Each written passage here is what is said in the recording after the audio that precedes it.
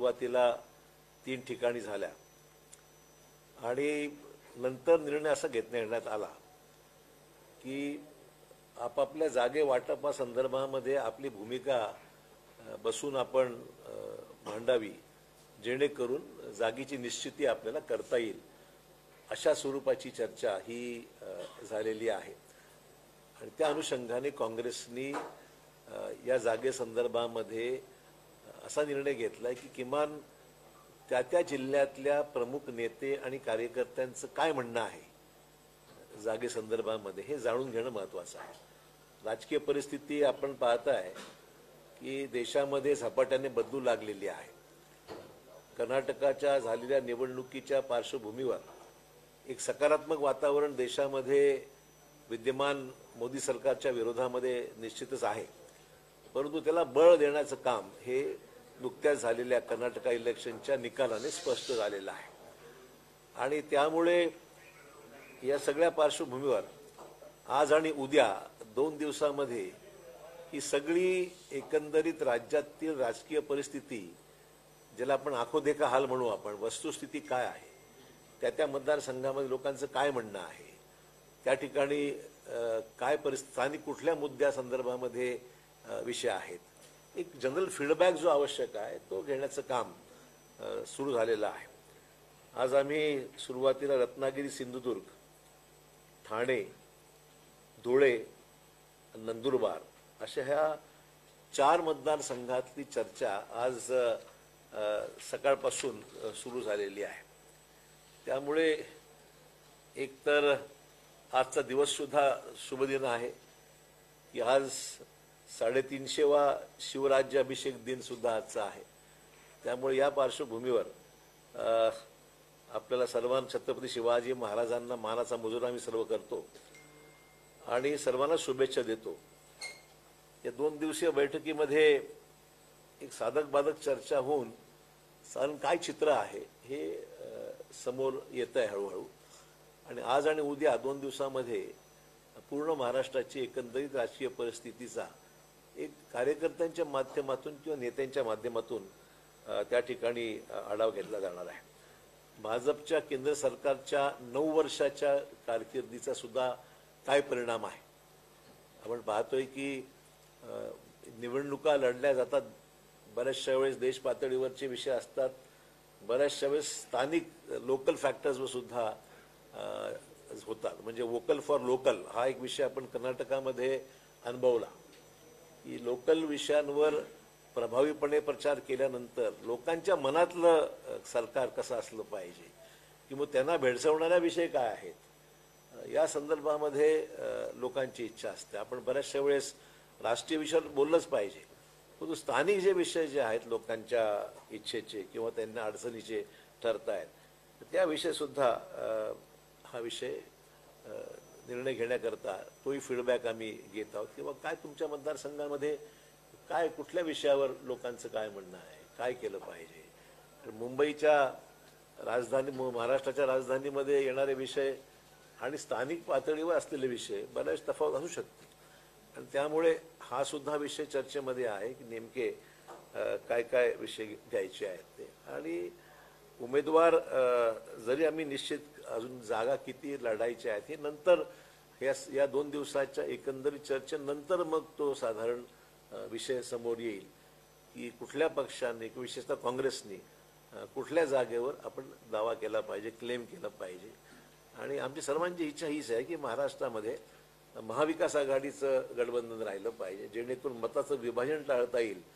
आणि अनेक ठिकाणी नुकतेच सर्वेसुद्धा रिपोर्ट्स ज्याला आपण म्हणू एक ओपिनियन पोलसुद्धा बऱ्याच ठिकाणी यायला सुरुवात झालेली आहे।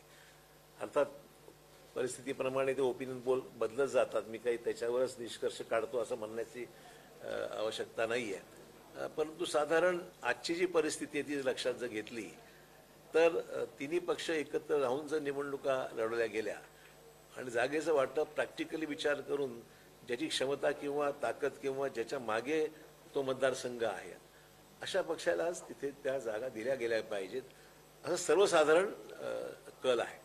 आकडा किती होईल काय होईल आज काही सांगता येत नाही। उद्या चर्चा झाल्यानंतर पुढचं पाऊल हे राहणार आहे की जिल्ह्यातल्या प्रमुख नेत्यांच्या बैठका सुद्धा घेण्याची. आज येत आहेत जिल्हा काँग्रेसचे अध्यक्ष, तालुक्यातले अध्यक्ष आहेत, प्रमुख नेते, असे काही लोक चर्चेमध्ये सहभागी आहेत.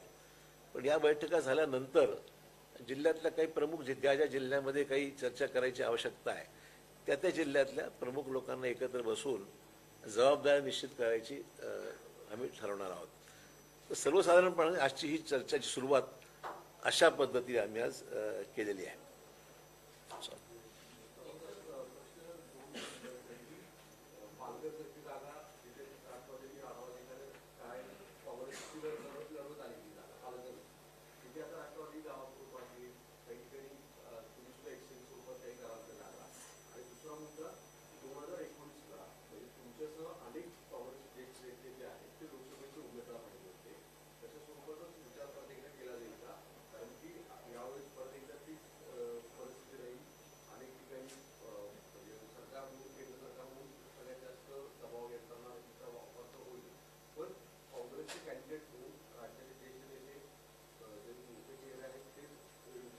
शेवटी निवडणूक जिंकणं हा त्यातला महत्त्वाचा फॅक्टर राहणार आहे.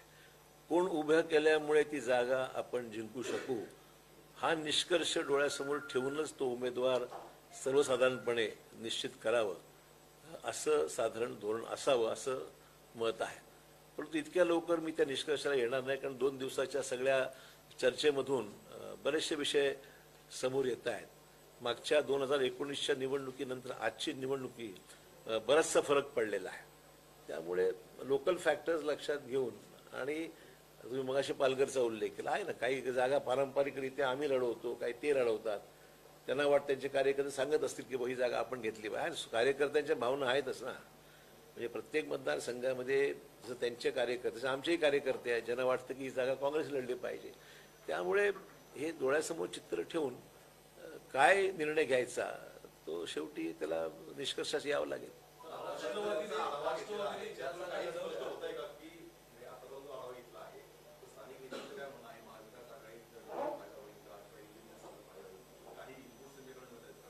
हे महाविकास आघाडीसमोर लढावं असं सूर आहे साधारण, निश्चितच आहे. ज्या ठिकाणी असं आहे की महाविकास आघाडी राज्यात आहे, खाली सुद्धा ते सर्व जुळलं पाहिजे, महत्वाचं ते आहे ना. स्थानिक पातळीवर समन्वय चांगला असेल तर ती मतं ट्रान्सफर होतात, आपण पाहतो. त्यामुळे आम्हा तिन्ही पक्षांनाही काळजी घ्यावी लागेल की आघाडी करत असताना त्या आघाडीचा खऱ्या अर्थाने एकमेकांची समन्वय साधण्याचं काम जे स्थानिक पातळीवरचे नेते कार्यकर्ते आहेत त्यांच्यामुळे स्वतः वातावरण निर्माण करण्याचं काम करावं लागणार आहे. कारण की आम्ही एकमेकांच्या विरोधात लढलो ना. राष्ट्रवादी आणि आम्ही तर महाराष्ट्रामध्ये अनेक वर्षापासून आमची आघाडी आहे, पण शिवसेना पहिल्यांदाच आमच्या या आघाडीमध्ये आता सामील होणार आहे. त्यामुळे निर्णय घेत असताना आम्हाला ही काळजी घ्यावी लागेल की उद्धव ठाकरे यांना विनंती करावी लागेल की बाबा तुमचे कार्यकर्ते आहेत, त्यालाही आपण सूचना द्या, आम्ही आमच्या कार्यकर्त्यांना सूचना देऊ. राष्ट्रवादी त्यांना सांगावं लागेल की बाबा जो उमेदवार ठरेल तर तिन्ही पक्षांनी मिळून आणि मित्रपक्षांनी येऊन एकत्रपणे मदत केली पाहिजे की त्यातली महत्वाची बाब आहे.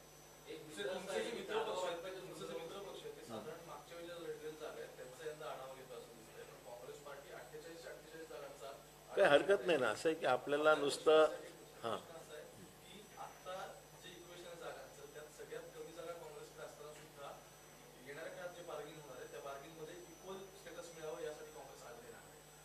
मुद्दा असा आहे की एखाद्या निवडणुकीमध्ये जागा कमी आल्या म्हणून पुढच्या वेळी तशीच परिस्थिती राहील असं काय अझम्पशन करायची आवश्यकता नाही ना. राजकीय परिस्थिती ही डायनॅमिक असते, बदलत जाते. आणि त्यामुळे ज्या जागा पारंपरिकरित्या आम्ही एकेकाळी काँग्रेसला आता मागच्या वेळेस 2009-10 मध्ये 17-18 जागा मिळाल्या होत्या. त्यामुळे स्थानिक परिस्थिती पाहून बदललेली परिस्थिती लक्षात घेता नाही तर मग आम्ही एकच जागा लढायची का, तसं होऊ शकत नाही. त्यामुळे नाही तुम्ही जे म्हणता हा काही लोकांचा बेस असू शकतो डिस्कशनचा, पण तसं काही होणार नाही असं मला मुद्दाम सांगितलं पाहिजे.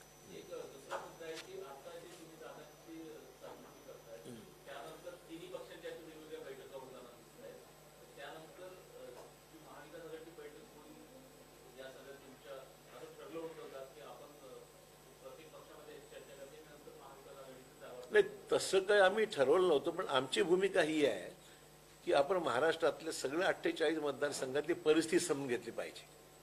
हे काँग्रेसनी फक्त काही विशिष्ट जागा पुरती मर्यादित राहून आकलन करणं हे उचित नाही आहे.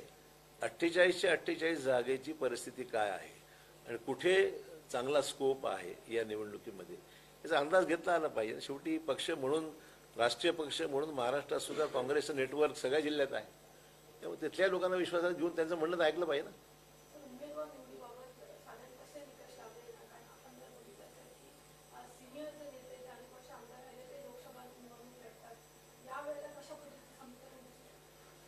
असं आहे की लोकसभा ही फार मोठा मतदारसंघ आहे आणि शेवटी लोकसभा निवडणूक लढवायची असेल तर 6च्या 6 विधानसभा मतदारसंघामध्ये जबाबदारी ही घ्यावी लागते. म्हणजे नुसता उमेदवारावर सर्व काय अवलंबून राहत नाही.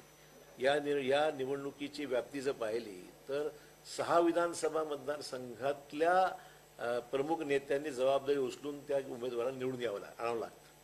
त्यामुळे तशी जबाबदारी घेणारे कुठल्या कुठल्या भागात प्रमुख नेते आहेत, त्यांचं म्हणणं काय काय आहे आणि ते लक्षात घेऊन विनिंग पॉसिबिलिटी कोणाची अधिक आहे त्यांचं उमेदवार महत्त्वाचं आहे ना.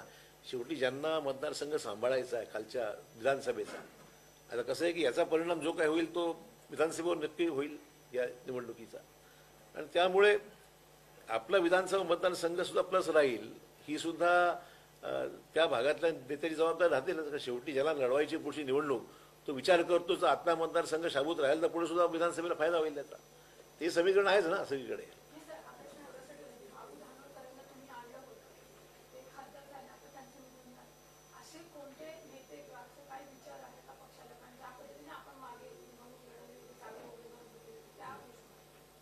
नाही, मला प्रश्न नाही, रोख नाही कळाला.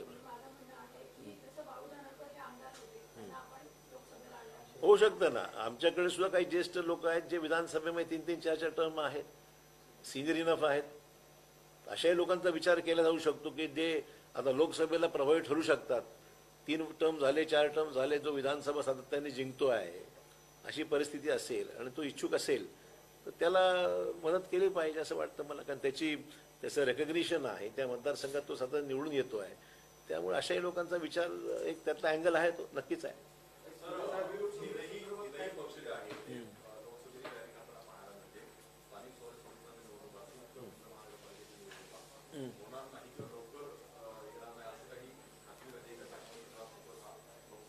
नाही, या सरकारला स्थानिक स्वराज्य संस्था निवडणूक घ्यायच्याच नाही आहे. आमची पक्की धारणा आहे की त्यांना भीती वाटते आहे की झालेल्या विधान परिषदेच्या निवडणुका असो, शिक्षक पदवीधर मतदारसंघाच्या निवडणुका असो, पोटनिवडणूक असो, कर्नाटकची निवडणूक असो, देशातलं वातावरण जे झपाट्याने वाढत चाललेलं आहे, बदलत चाललेलं आहे, त्याचा परिणाम सुद्धा एखाद्या वेळेस या स्थानिक स्वराज्य मतदारसंघात जर दिसला आणि त्यांच्या विरोधात जर कल गेला तर त्याचा दुष्परिणाम उद्या होऊ शकतो या सगळ्या लोकसभा विधानसभेवर.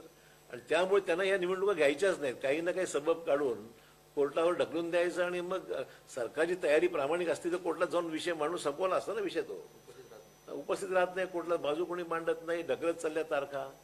म्हणजे आता विधानसभा, लोकसभा आणि स्थानिक स्वराज्य तिन्ही एकदम घेतात की काय असंही परिस्थिती निर्माण झालेली आहे. तेव्हा त्यांना काही निवडणुका घ्यायच्याच नाहीये, त्यांना वेळ काढूपणा करायचा आहे. आणि महाराष्ट्रातल्या इतिहासाची पहिली वेळ होईल की 2-2 वर्ष निवडणुका होत नाहीत लोकल बॉडीजच्या. कॉन्स्टिट्युशनली जे बाइंडिंग आहे ते सुद्धा ऑब्लिगेशन हे पूर्ण करत नाहीये. असं प्रकार चालला आहे.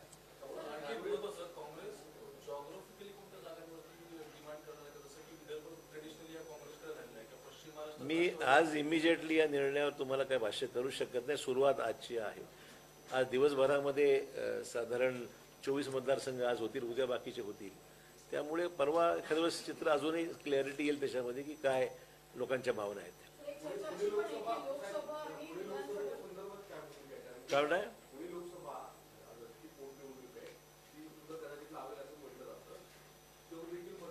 अजून ती चर्चेला काही सुरुवातच केली. कारण निर्णय हवा असा आहे की मला जे सांगण्यात आलं किंवा मला जे माहिती आहे की कदाचित या पोटनिवडणुका होणारच नाहीत.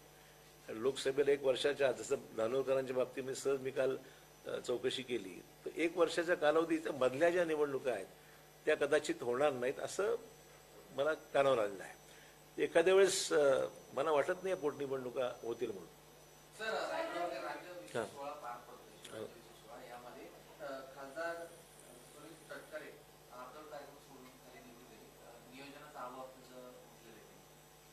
मला काही त्यातला संदर्भ मला माहीत नाही. आम्ही या कामात असल्यामुळे मला एक्झॅक्टली काय त्या ठिकाणी, पण मान सन्मान राखला गेला पाहिजे लोकप्रतिनिधींचा. जर आपण हा शासकीय कार्यक्रम आहे आणि शासकीय कार्यक्रमामध्ये संबंधित ज्यांना आपण निमंत्रित करतो, एरवी सुद्धा लोकप्रतिनिधी जे आहेत त्याचा मान सन्मान राखला गेला पाहिजे.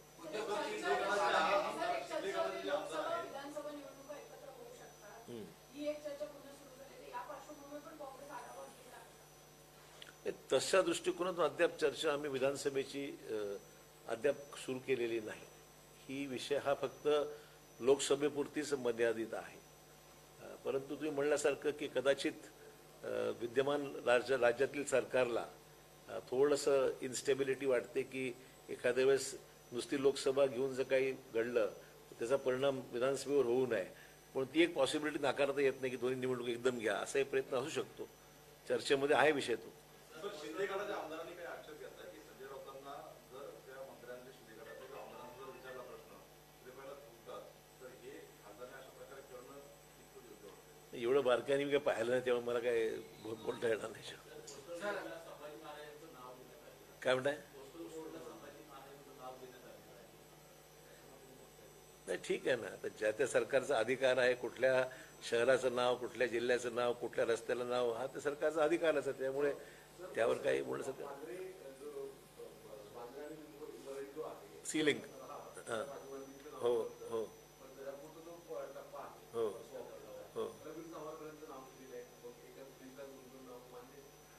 आता या सरकारच्या काळात काही होऊ शकतं याचं उदाहरण आहे. त्यामुळे काय आश्चर्य मानायचं कारण नाही. सर, गौतम अदानी शरद पवारांच्या भेटीला काल गेले होते. कसं बघताय भेटीकडे? कारण की त्या शरद पवारांनी मुख्यमंत्र्यांची भेट घेतली. असं आहे की आता गौतम अदानी हे सर्वांशी परिचित आहेत आणि ज्यांचे ज्यांचे संबंध आहेत त्यांना ते भेटतात.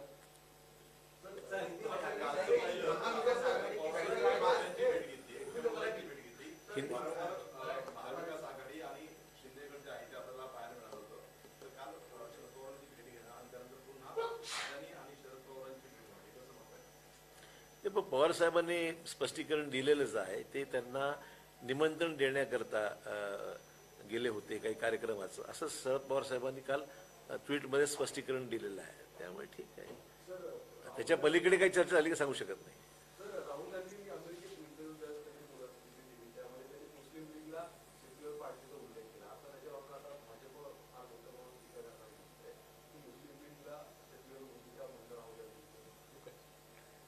ठीक आहे, मला त्यात अधिक माहिती घ्यावी लागेल.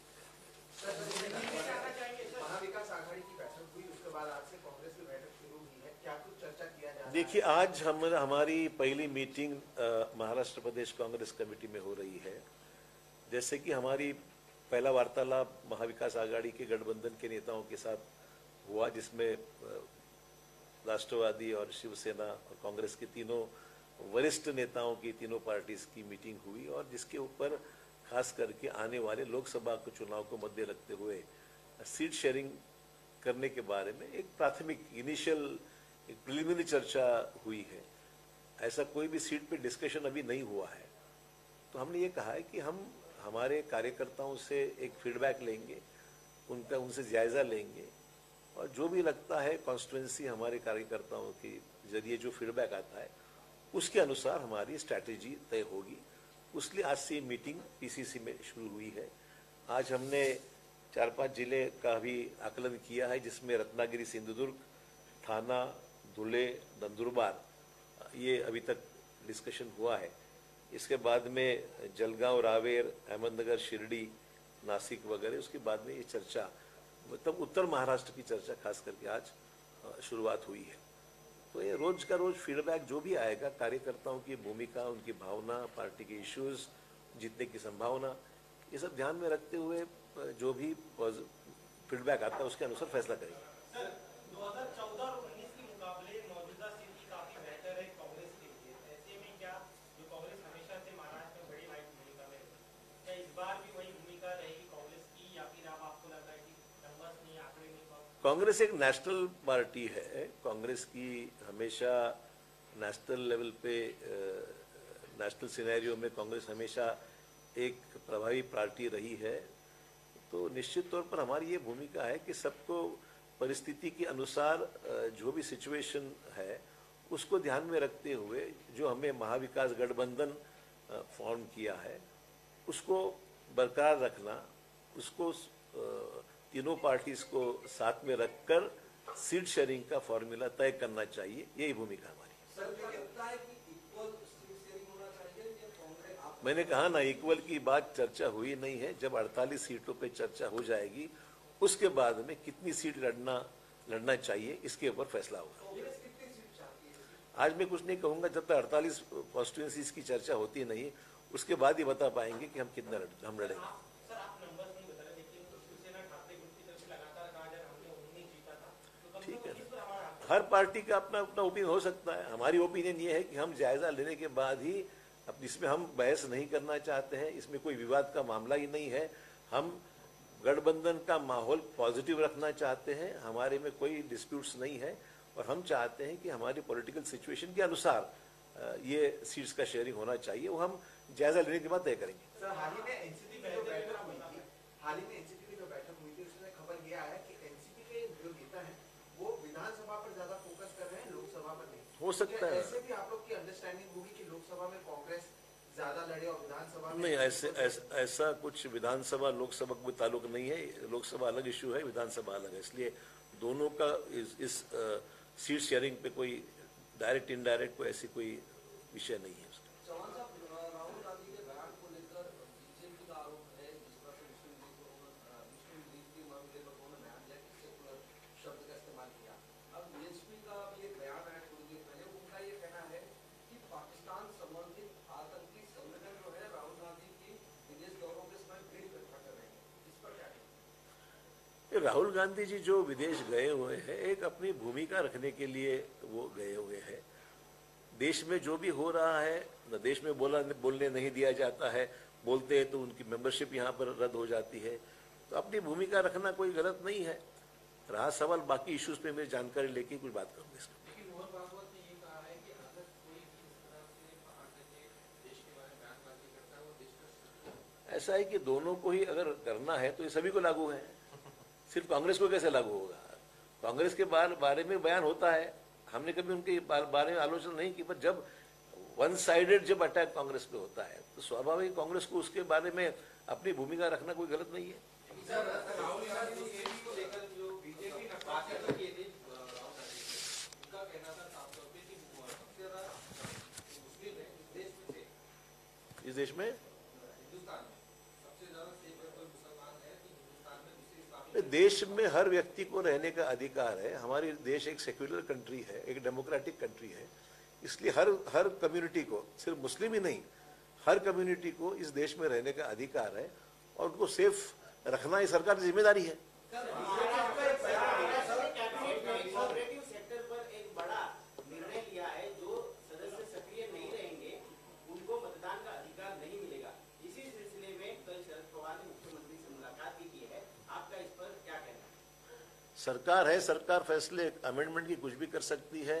आखिर में वोटिंग का जो भी सिस्टम है कोऑपरेटिव सेक्टर में, शुगर फैक्ट्रीज है या फिर कॉटन हमारे जो सूत गिरणीज वगैरह है, उसमें वोटिंग होता है, स्पिनिंग मिल्स हैं, तो कोऑपरेटिव रूल के अनुसार स्वाभाविक है कि जो लोग उसमें सक्रिय है, जनरल बॉडी मीटिंग अटेंड करते हैं, शेयर होल्डर्स हैं, तो जो एक्टिव है उनको रोल मिलना चाहिए। इसमें कोई गलत नहीं है, प्रिंसिपल ये गलत नहीं है, उसका असर क्या होता है देखना पड़ेगा।